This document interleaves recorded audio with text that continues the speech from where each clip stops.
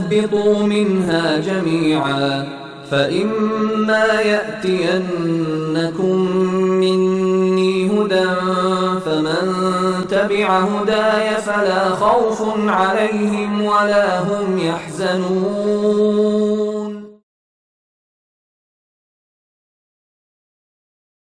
ناظرین اکرام السلام علیکم، میں ہوں شوکت عابدی۔ پیش ہے پروگرام دین کی ضرورت کیوں۔ ناظرین اکرام، ہماری یہ سیریز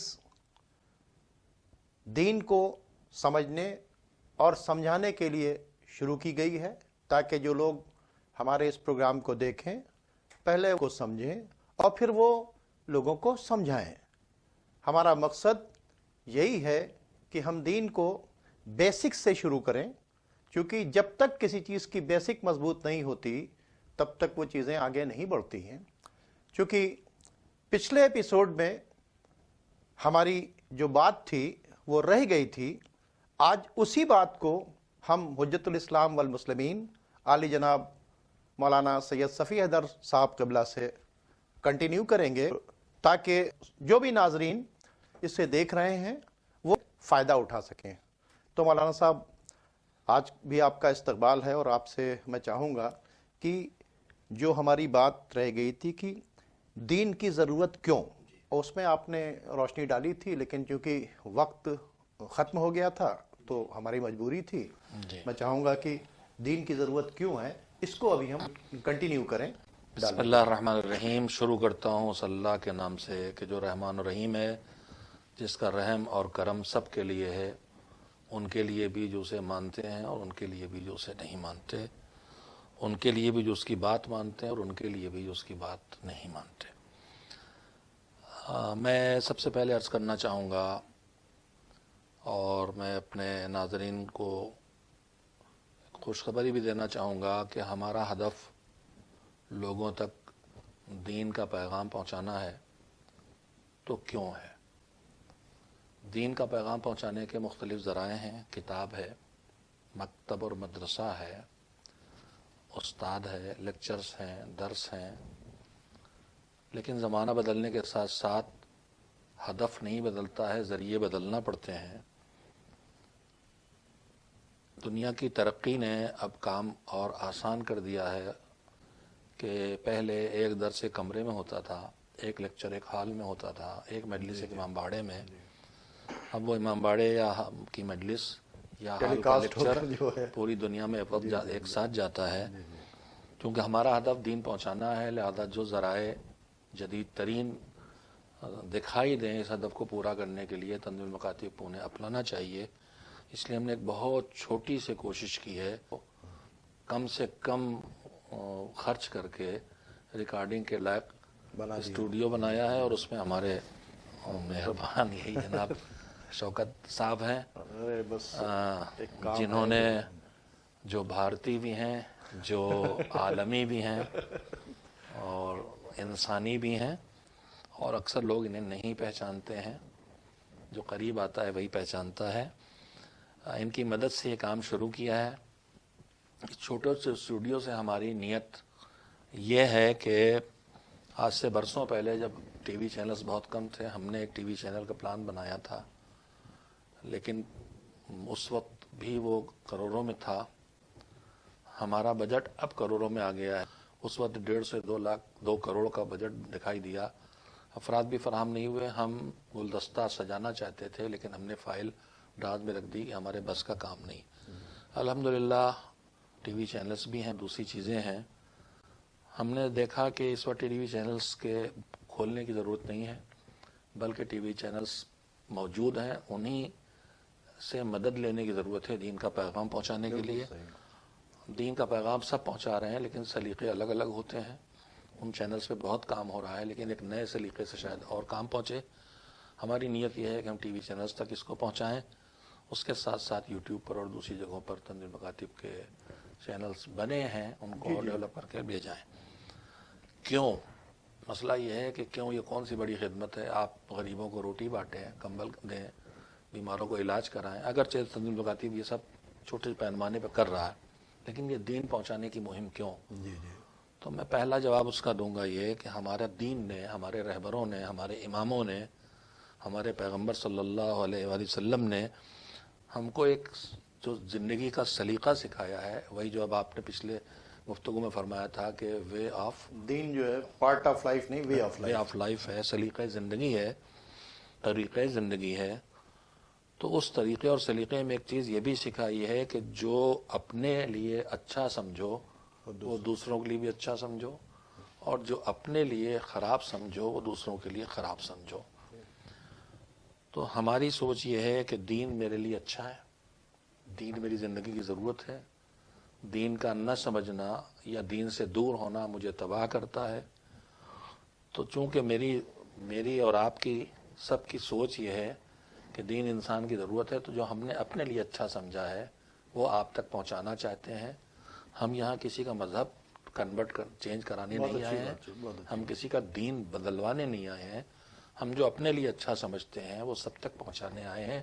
جسے لگے گا کہ یہ بات اچھی ہے وہ اس بات کو قبول کر لے گا، اور جسے نہیں اچھا لگے گا وہ ریجیکٹ کر دے گا. اور میں یہاں پر کہوں گا آپ سے کہ کوئی ہم لوگ ایسی راہ بھی نکالیں کہ ہماری اس گفتگو پر اٹھنے والے سوالات جو ہمارے سامعین کے ناظرین دماغ میں آتے ہیں وہ ہم تک پہنچے. بہت اچھی بات آپ نے کہہ دی. ناظرین کرام، مولانا صاحب نے ایک میسج دیا، میں کنٹینیو کروں گا. بہت اچھا میسج دیا. ایسا کریں گے ہم اپنے کانٹیکٹ نمبرز دیں گے، ٹھیک ہے؟ اس میں آپ کے ذہن میں اگر کوئی سوال آتا ہے، ٹھیک ہے، ہمارے پروگرام کو دیکھنے کے بعد، یا آپ یہ چاہتے ہیں کہ اس کو پروگرام کو اور خوبصورت اس ڈھنگ سے بنایا جا سکتا ہے، تو آپ اپنی رائے بھی بھیج سکتے ہیں، اپنے سوال بھی بھیج سکتے ہیں، تاکہ جو کام ہو رہا ہے وہ سب کی کوششوں سے بہتر کام ہو. مولانا صاحب نے ابھی تھوڑی سی بات چیت کی تھی، میں بتا دوں کہ میں نے بھی یہ کوشش کی تھی جب black and white television آیا کرتا تھا. اس وقت میں نے اس چینل کے کنسپٹ کو سوچا تھا، اور میرا مقصد تھا کہ امام بارگاہ اور مساجد سے باہر اس پیغام کو لے جایا جائے. میں نے اس پہ بہت کام کیا، بڑے پروجیکٹ بنائے، بہت سے لوگ آئے. میں نے اس کا نام رکھا تھا اثر ٹی وی، لیکن میں نے اس کو کاٹ کر دے دیا کہ بھئی آپ اس کو لیجئے، اس کو کیجئے. میں نے چاہا کہ وہ لوگ جن کے پاس اتنی استطاعت ہے وہ اس کو کریں. یہاں تک کہ میں نے اپنی پوری لائف ڈیووٹ کرنے کی بات چیت کر دی تھی. پروردگار کا کرم ہے کہ تنظیم المکاتب نے اس بات کو کہا کہ ہم اس کو کرنا چاہتے ہیں. ہم نے کہا بہت اچھی بات چیت ہے، مل جل کر ہمیں لوگوں کو جہنم کی آگ سے بچانا ہے، مل جل کر ہمیں لوگوں کی زندگی کو صحیح کرنا ہے. یہی وجہ تھی کہ دین کی ضرورت کیوں، دین فہمی کسے کہتے ہیں، ان ساری ڈیٹیل میں ہم آگے جائیں گے. ابھی ہم جو بات کر رہے ہیں دین کی ضرورت کیوں، اس کو ہی ہم چاہیں گے پہلے لوگوں کو سمجھ میں آنا کسی چیز کی ضرورت کیوں. جی، اس سلسلے میں جو ہم لوگوں نے پچھلی بار گفتگو کی تھی کہ دین کی ضرورت دو وجہیں بڑی ہیں. ہمیں آگے بڑھنا ہے، اوپر جانا ہے، ترقی کرنا ہے، تنزلی اور تباہی سے بچنا ہے. انسان جب ہم کھڑے ہو، پتھر نہیں ہیں، ہم درخت اور جانور بھی نہیں ہیں کہ ہماری ایک لمٹ ہو. ہم انسان ہیں، ہماری لمٹ نہیں ہے. صحیح ہے. ہمارے بنانے والے نے ہماری کوئی لمٹ نہیں رکھی. قرآن مجید میں کہتا ہے کہ انک کادح الی ربک قدحا فملاقیہ، تم زحمتیں اٹھا کے، طاقت خرچ کر کے، پوری کوشش کر کے ہمیشہ اپنے رب کی طرف مشکلات کا مقابلہ کرتے ہوئے بڑھتے رہو گے یہاں تک کہ اس سے مل جاؤ گے. مل جاؤ کا مطلب یہ نہیں ہے کہ ہم اس کے اندر سما جائیں گے، ظرف اور مظروف والی بات نہیں ہے. یعنی وہ کمال ہی کمال ہے، وہ علم ہی علم ہے، وہ پاور ہی پاور ہے، وہ عدالت ہی عدالت ہے، وہ رحمت ہی رحمت ہے. تم کوشش کر کے آگے بڑھو گے تو علم ہوتے جاؤ گے، پاور بڑھتا جائے گا، رحمت بڑھتی جائے گی، حکمت بڑھتی جائے گی. تم انسان بنو گے جو انسان جس کو اس نے کہا تھا انی جاعل فی الارض خلیفہ. اللہ نے اپنے کمالات کا مظہر انسان کو بنانا چاہے، صلاحیتیں دی ہیں، تمہیں کوشش کر کے وہاں تک پہنچنا ہے. تو یہ انسان ہے جو آگے جا سکتا ہے اتنا، اور جتنا آگے جائے گا ترقی کرے گا. اگر ترقی نہیں کرے گا تو پہلی بات ہے رکا رہے، وہ بھی ناکامی ہے. مولا کائنات نے کہا ہے تم اپنے 2 دنوں کو جوڑو، کل کا دن اور آج کے دن. اگر کل کا دن آج کے دن سے اچھا تھا، آج کے دن کل سے برا ہو گیا، تم نے کچھ اچھائیاں جو کل کی تھیں آج چھوٹ گئیں، کچھ برائیوں سے بچایا تھا آج اس سے نہ بچا سکے، تو یہ تو تباہ ہو. اگر کل کا دن اور آج کا دن برابر ہے تب بھی تم گھاٹے میں ہو. اچھی بات. آج کا دن کل سے بہتر ہونا چاہیے. اسٹوڈنٹ ہو تو تعلیم میں بہتر ہو کل سے, جاب کر رہے ہو تو کام میں بہتر ہو, حکومت کر رہے ہو تو حکومت میں بہتر ہو, جہاں ہو وہاں آج کل سے بہتر ہو. بندے ہو تو بندگی میں بہتر ہو, انسان ہو تو انسانیت. 2 دن برابر گھاٹا ہے, ہر آنے والا دن پچھلے دن سے بہتر ہونا چاہیے. تو ہمیں تو ہمارے مالک نے بتایا کہ تمہیں آگے بڑھنا ہے, تمہیں نیچے جانے سے بچنا ہے, تنزلی سے بچنا ہے. تنزلی کہاں کبھی ہوتی ہے اتنا نیچے آدمی آئے کہ تباہ ہونے سے بچے, اور کبھی اتنا نیچے آتا ہے کہ تباہی تک بدل جاتا ہے.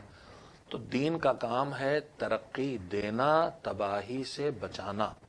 2 کام کرتا ہے, ایکسیلریٹ بھی کرتا ہے اور بریک بھی لگاتا ہے. میں یہ عرض کرنا چاہتا ہوں پچھلی بار بریک پہ زیادہ زور دیا تھا ہم نے, اس لیے کہ ترقی دکھائی دے رہی, لیکن دین ترقی بھی دیتا ہے. ایسا نہیں ہے دین کہے گا آگے بڑھو, اسٹیم سیلز ڈھونڈو, بناؤ.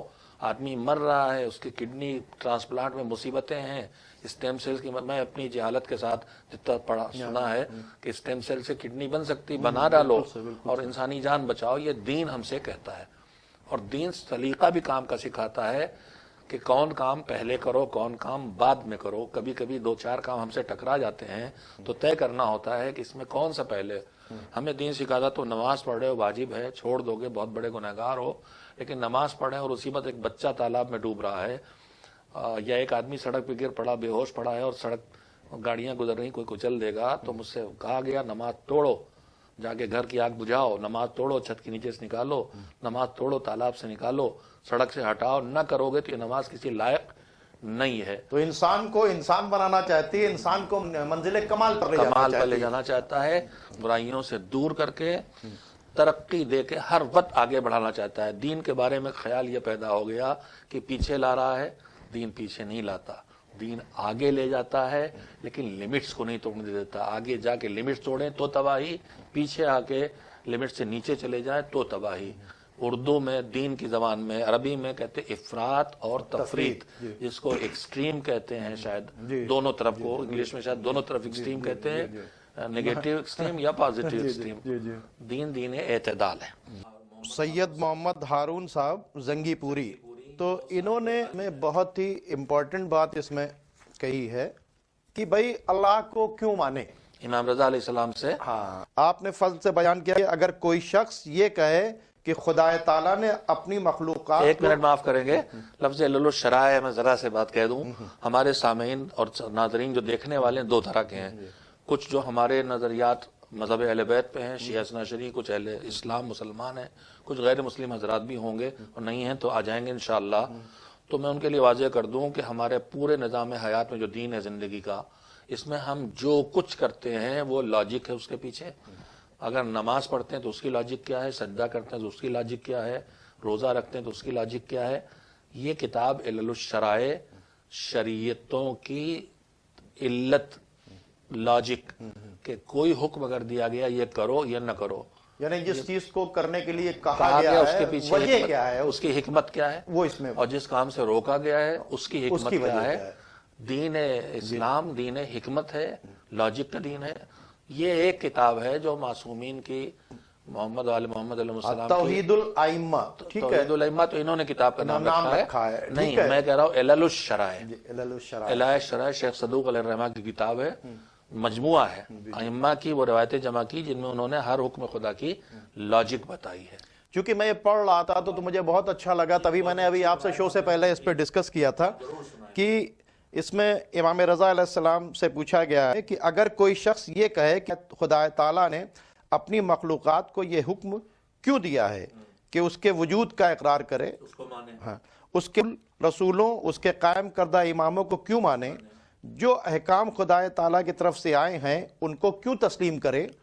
اس کے جواب میں کہا جائے گا, احکام کا مطلب یہ ہے کہ جو کرنا اور جو حکم دیا گیا یہ کرو اور یہ نہ کرو. ٹھیک ہے, تو اس کے بہت سے اسباب ہیں, من جملہ ان کے ایک فلسفیانہ اور حکیمانہ یہ سبب بھی ہے کہ جو شخص اللہ تعالیٰ کے وجود کو نہیں مانتا ہے, جیسے دہریہ, تو جو خدا کو نہیں مانتا ہے, ایتھیسٹ,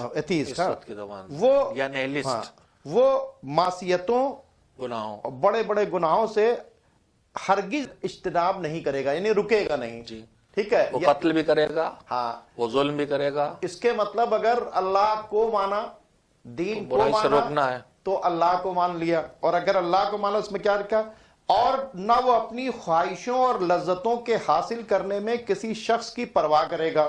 بس مجھے تو کھانا چاہیے، اب میں کسی کا چھین کے کھاؤں، چاہے کسی کے یہاں چوری خواہ کر وہ کے کھاؤں. فساد ہو یا ظلم ہو، جسے خدا تعالی کے وجود کا یقین ہی نہیں ہے اور وہ یہ نہیں جانتا کہ برے کاموں کی وجہ سے کوئی شخص مجھے سزا دینے والا ہے، تو اسے کیا پرواہ ہوگی کسی کا مال لوٹ کھائے، کسی کو خواہ قتل کر دے، دوسروں کی بیویوں سے زنا کرے، جھوٹ بولے، جہان میں فساد پھیلائے.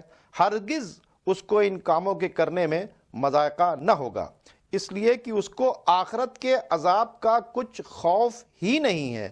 اور جب لوگ یہ باتیں کرنے لگیں گے، ہر ایک شخص اپنی خواہش نفس کو بلا لحاظ پورا کرنے لگے گا، تو اس سے تمام جہان میں فساد پھیل جائے گا.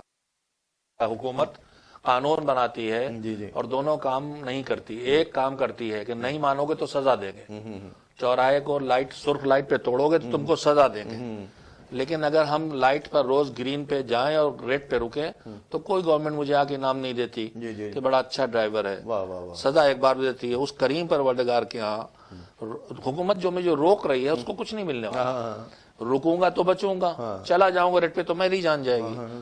اللہ بھی جو کہہ رہا ہے یہ کرو یا نہ کرو، اس کے پیچھے لاجک یہ ہے کہ کرو گے تو بھلائی اور نہیں رکو گے تو تم تباہی. اب دنیا کے قانون میں اور آخرت اور اللہ قانون میں فرق ہے کہ حکومت پابندی قانون پر مجھے کوئی انعام نہیں دیتی، مخالفت پر سزا دیتی ہے تاکہ میں مخالفت کر کے نہ خود کو تباہ کروں نہ سوسائٹی کو. وہ رحیم پروردگار جیسے مجھے میری غلطیوں پر سزا دیتا ہے تو بہت کم، ایک غلطی پر ایک سزا دیتا ہے. یہ کہتا ہے کیوں؟ تاکہ دوسرے غلطی نہ کریں اور تم بھی نہ کرو. لیکن جب میں نیکی کرتا ہوں تو دنیا کا کوئی قانون مجھے جزا اور ثواب اور انعام نہیں دیتا، مگر وہ کہتا ہے تمہاری ایک نیکی پر 10 دوں گا کم سے کم. 70 تک کی بات چیت، 70 اور بلا مطلب اس کے انلمیٹڈ بھی ہیں نیکیاں. ایک خالی سڑک سے کوئی آدمی کیلے کا چھلکا ہٹا دے یہ بھی نہیں. میں اپنی بچے کو محبت میں چومتا ہوں، خالص میری ذاتی بات ہے، لیکن کہتا ہے تم نے جو پیار کیا، یہ بچہ چونکہ میری مخلوق ہے لہذا میں اسے اپنی عبادت بنا رہا ہوں، اس پر جزا دوں گا. جیسے سجدے پہ ثواب دے گا ویسے اس پر ثواب دے گا. سجدے میں مکاریاں آ سکتی ہیں، اس میں مکاری بھی نہیں. اس کے مطلب کہ دین کی ضرورت اس لیے ہے کہ دین ہم کو ایک تو کنٹرول میں رکھتا ہے اور یہ بتاتا ہے کہ اگر تم اچھے کام کرو گے تو تم کو اس کا فائدہ کسی اور کو نہیں تم کو ہی ملے گا. اور اس کے وجہ سے ایک تو مولانا صاحب بڑے اچھے رخ کو ہماری بات آ گئی کہ اس پہ تو بہت بڑا کرائم کنٹرول ہو سکتا ہے.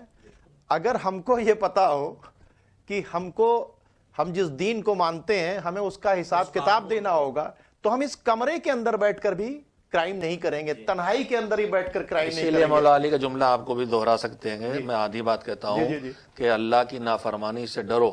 کہاں؟ اتقوا معاصی اللہ فی الخلوات. جب میں پبلک پلیس پہ ہوں تو مجھے پتا ہے لوگ دیکھ رہے ہیں، اب لوگ نہیں تو کیمرہ، تو میں وہاں شریف آدمی بنتا ہوں. خالی کیمرے لگنے سے کرائم کم ہو گئے. واہ واہ واہ واہ. کیمرے لگے ہیں، مجھے کوئی دیکھ رہا ہے، اس ڈر نے کرائم کم کر دی ہے.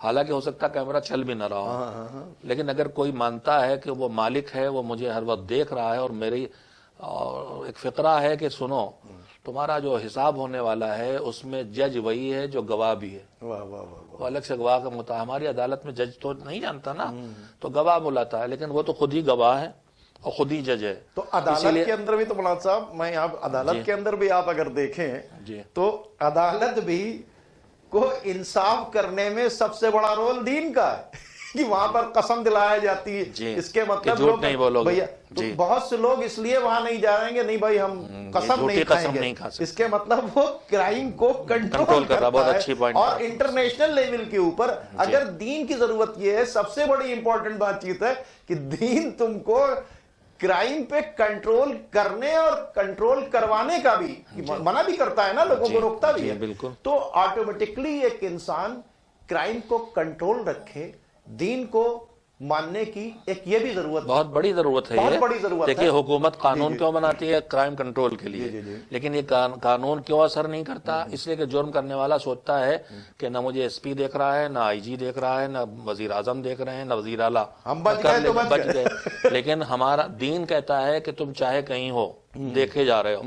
فَمَن يَعْمَلْ مِثْقَالَ ذَرَّةٍ خیرًا یرہ، خود بھی دیکھے گا، وہ دیکھ ہی رہا.